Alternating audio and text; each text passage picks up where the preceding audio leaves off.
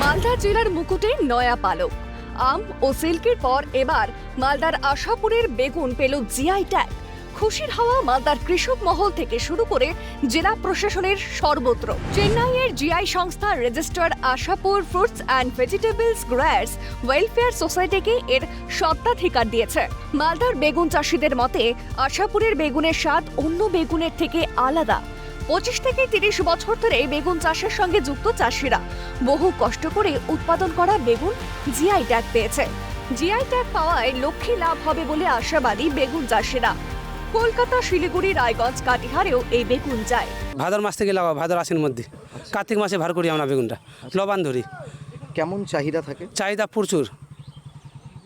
এই চাহিদা হচ্ছে যে যেহেতু বড় সাইজ বেগুন কিনা বিচ্ছি নাই, সেই জন্য আমাদেরকে এই বেগুন চাহিদা ভালো বলে। যেহেতু দিয়েছে আমাদের খুবই ভালো, সরকার দিয়েছে যেহেতু উন্নত মান। আমাদের বেগুনটার মাটিটা যে আমরা যে বেগুন যে মাটিতে চাষ করি, আমাদের মাটিটা আলাদা, আমাদের বীজটা আলাদা, আমাদের বেগুনের ভ্যারাইটিজ আলাদা। এই ভ্যারাইটি কোথাও পাবেন না। যদি দেয় তাহলে আমরা সফল হলাম। দিয়েছে সরকার। হ্যাঁ, আমরা সফল হয়েছি। সুবিধা আমরা ভালো পেলাম, আশা করছি যে আমাদের আগে থেকে আরও ভালো হবে। সরকারকে ধন্যবাদ জানাচ্ছি। মালদার বেগুন চাষিরা যেমন খুশি, তেমনই সেখানকার বেগুন ব্যবসায়ীরাও আর্থিকভাবে আরও লাভবান হওয়ার সম্ভাবনা দেখছেন।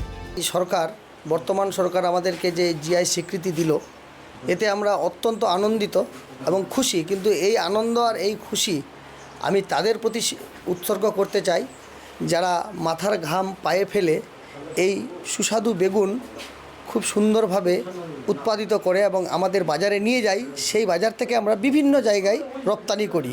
এই সুস্বাদু বেগুনের কারণে আমরা এই স্বীকৃতি হয়তো পেলাম, আর এই স্বীকৃতি পেয়ে আমরা অত্যন্ত আনন্দিত এবং খুব খুশি। জেলা প্রশাসন সূত্রে জানা গিয়েছে 992 নম্বর জিআই ট্যাগে আশাপুর বেগুনের নাম যুক্ত হয়েছে। চলতি বছরের 27 মার্চ চেন্নাই থেকে আনুষ্ঠানিকভাবে জিআই শংসাপত্র জারি করা হয়েছে।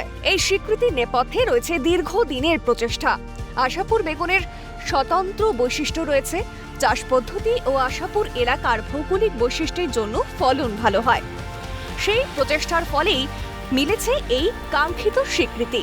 আমরা জিআই ট্যাগ পেয়ে আমরা খুব আনন্দিত এবং আমরা আশা করছি যে এই 3টা অঞ্চলে, বিশেষ করে খরবা, ভগবানপুর, মতিয়ারপুর যারা বেগুন চাষি আছে, তাছাড়া আরও অন্যান্য যে সবজি চাষ করে, আশা করছি তারা খুব বিভিন্ন জায়গায় বাজারজাতকরণে, সবজি বাজারজাতকরণে ওদের লাভ হবে, এটা আশা করছি। জিআই তকমা পাওয়ার ফলে এবার মালদার বেগুন আর শুধু আঞ্চলিক স্তরে নয়, আন্তর্জাতিক স্তরেও ছড়িয়ে পড়বে। অভিষেক সাহা, ক্যালকাটা নিউজ।